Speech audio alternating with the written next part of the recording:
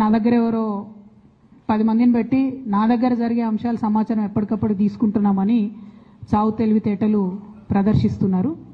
కానీ ఆ బాగా పెద్దగా ఉన్న నాయకుడికి అర్థం కావాల్సింది ఏంటంటే అక్కడేం జరుగుతుందో కూడా నాకు సమాచారం వస్తూనే ఉంటుంది. సో మీరు ఏ టైంలో ఎవరిని కలిశారు, నా మీద వ్యాఖ్యలు చేయడానికి మీరు ఎవరిని ప్రోత్సహించారు, మీరు ఎంత కింద స్థాయికి దిగజారి ఒక ఆడబిడ్డ మీద అటువంటి వ్యాఖ్యలు చేయించారు, ఇవన్నీ కూడా నేను చూస్తున్నా, గమనిస్తున్నా.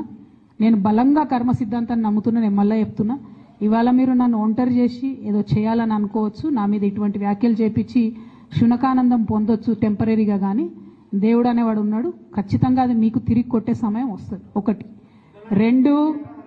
రెండు ఒక లిల్లీపుట్ నాయకుడు నల్గొండలో బీఆర్ఎస్ పార్టీని నాశనం చేసిన ఒక లిల్లీపుట్ నాయకుడు ఆమెవరు ఈమెవరు అని మా గురించి మాట్లాడుతూ ఉన్నారంటే మరి ఆయనకు ప్రోత్సాహం ఇస్తున్నది ఎవరో కూడా ప్రజలు ఆలోచించుకోవాలి.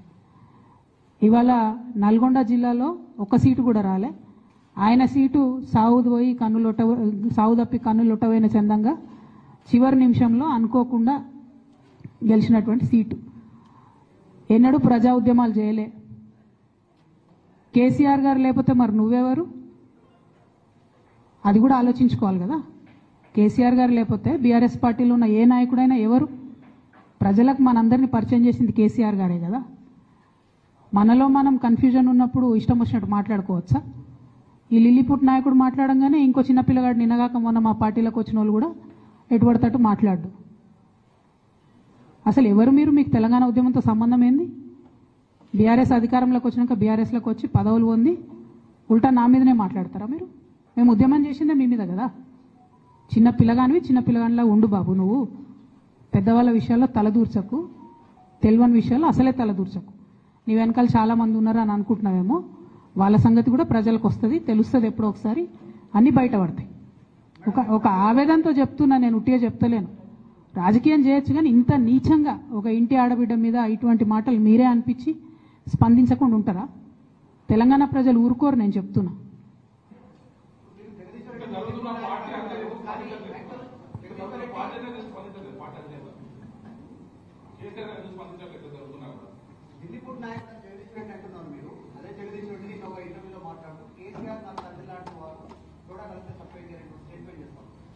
నేనేమంటున్నా, కేసీఆర్ గారు నాకు తండ్రి.